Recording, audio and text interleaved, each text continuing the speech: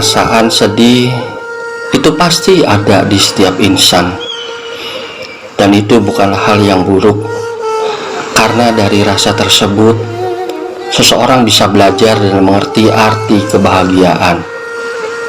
Begitu juga dengan kehilangan, Anda akan belajar untuk dapat lebih menghargai sebuah kehadiran. Ingatlah, jika Anda masih dikasih kesempatan untuk menghirup napas, semua itu hanya atas izin Allah Subhanahu wa Ta'ala. Ketahuilah, segala kenikmatan itu semua mengandung tanggung jawab. Tidak ada satupun cara yang ampuh menjadi ikhlas, melainkan dengan berusaha serta mendekatkan diri kepada Allah Subhanahu wa Ta'ala. Ingatlah 5 hal sebelum 5 hal. Ingatlah waktu mudamu sebelum datang waktu tuamu.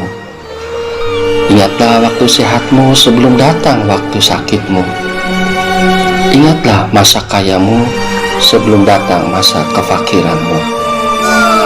Ingatlah masa luangmu sebelum datang masa sibukmu. Dan ingatlah masa hidupmu sebelum datang masa kematianmu. Jangan menganggap sholat sebagai beban, karena justru Allah menjadikan sholat itu bagi kita untuk meringankan beban.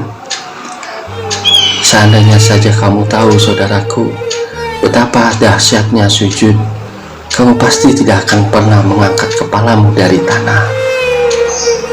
Jangan pernah melewatkan sholat, karena ada jutaan manusia di alam kubur yang ingin dihidupkan kembali hanya untuk bersujud kepada Allah Subhanahu wa Ta'ala.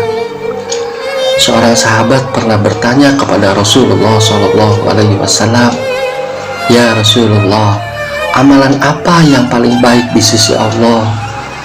Kemudian Rasul menjawab, "Ialah sholat tepat pada waktunya. Jadikanlah sabar dan sholat sebagai penolongmu.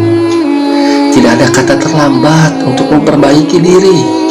Allah Subhanahu wa Ta'ala berfirman, "Katakanlah kepada hamba-hambaku yang melampaui batas terhadap diri-diri mereka, janganlah kalian berputus asa dari rahmat Allah Subhanahu wa Ta'ala. Sesungguhnya Allah Subhanahu wa Ta'ala mengampuni semua dosa, dan sesungguhnya Dialah Zat yang Maha Pengampun lagi Maha Penyayang. Maka kembalilah kepada Tuhanmu dan berserah dirilah kepadanya sebelum datangnya azab, kemudian kalian tidak dapat lagi mendapat pertolongan."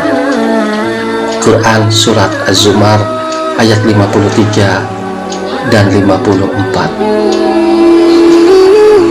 Kemudian Allah berfirman dalam surat Al-Furqan ayat 71, "Dan barang siapa yang bertobat dan beramal soleh, maka sesungguhnya Allah akan menerima taubatnya." Tobat dari dosa-dosa yang dilakukan oleh seorang mukmin adalah suatu kewajiban yang harus segera dilakukan. Di dalam Quran surat Al-Hujurat ayat 11 mengatakan, "Dan barang siapa yang tidak bertobat, maka mereka itu adalah orang-orang yang zalim." Ini adalah sebagian dari dalil akan kewajiban bertobat. Karena jika ia tidak bertobat, maka ia akan menjadi orang-orang yang zalim, dan orang-orang yang zalim adalah dia tidak akan beruntung.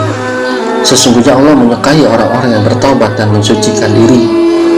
Jangan pernah Anda melupakan 3 sumber daya yang paling kuat yang selalu ada untuk diri Anda, yaitu cinta, doa, dan pengampunan. Saudaraku, selemah-lemahnya kita, jika Allah mengabulkan doa-doa kita, maka kun fayakun. Tidak ada yang mustahil jika Allah sudah berkehendak. Tidak ada kesuksesan tanpa kerja keras, tidak ada keberhasilan tanpa kebersamaan, dan tidak ada kemudahan tanpa doa. Bagi seorang muslim, tujuan paling tertinggi adalah kehidupan ini, yaitu Allah Subhanahu wa Ta'ala. Itu itu adalah tujuan yang paling tinggi bagi setiap muslim. Segala sesuatu yang dilakukannya akan bermuara pada tujuan untuk meraih kasih sayang dari Allah Subhanahu wa Ta'ala. Dengan mengingat kebesaran Allah Subhanahu wa Ta'ala setiap hari dan pada setiap pijakan langkah akan memberikan kemudahan dan ketenangan dalam hidup. Zikir adalah aktivitas hati yang menjadi pusat rohani yang manusia. Hati yang suci bersih akan mudah menerimakan hidayah dari Allah Subhanahu wa Ta'ala. Berzikir juga akan mendekatkan seseorang kepada Allah Subhanahu wa Ta'ala dan membuatnya selalu merasa kehadiran Allah bersamanya. Dengan berzikir, seseorang akan terdorong hatinya untuk senantiasa menjaga tingkah lakunya dengan baik, karena dia meyakini akan kehadiran dan pengawasan Allah Subhanahu wa Ta'ala. Bismillahirrahmanirrahim. Semoga Allah permudahkan segala kesulitan kita semua, saudaraku. Alhamdulillahirabbil alamin, hamdan syakirin, hamdan naimin, hamdan yu'afi ni'amahu wa yukafi majidah. Ya Rabbana lakal hamdu kama yanbaghi li jalali wajhika wa 'azimi sultanik. Allahumma shalli wa sallim ala sayyidina Muhammad wa ala ali sayyidina Muhammad. La ilaha illallahul halimul karim. Subhanallahi rabbil arsyil azim. Alhamdulillahi rabbil alamin. As'aluka mujibari rahmatika wa azima magfiratika wal ghanimata min kulli birrin wassalamta min kulli ismin. La tadalli dhanban illa ghafartahu wa la hamman illa farajtahu wa la samad. Alladhi lam yalid wa lam yulad walam yakul lahu kufuwan ahad.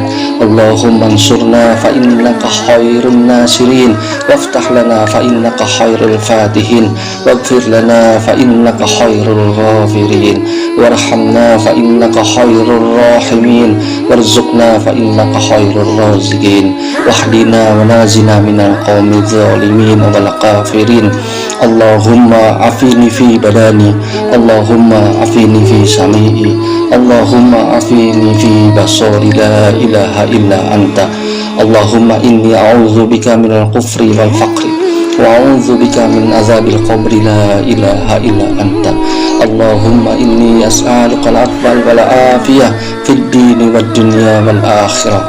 Allahumma rabbana anzil alaina ma'idatan minas sama'i takunu lana idan li awwalina wal akhirina wa ayatan minka warzuqna wa anta khairur raziqin. Rabbana la tu'akhidna in nasina aw akhtana. Rabbana wa la tahmil alaina isran kama hamaltahu 'alal ladzina min qablina. Rabbana wa la tuhammilna ma la taqata lana bih wa'fu 'anna waghfir lana warhamna anta maulana fansurna 'alal qaumil kafirin. Rabbana atina fid dunya hasanah wa fil akhirati hasanah wa qina azabannar. Subhana rabbika rabbil izzati amma yasifun, wassalamun 'alal mursalin walhamdulillahi rabbil alamin.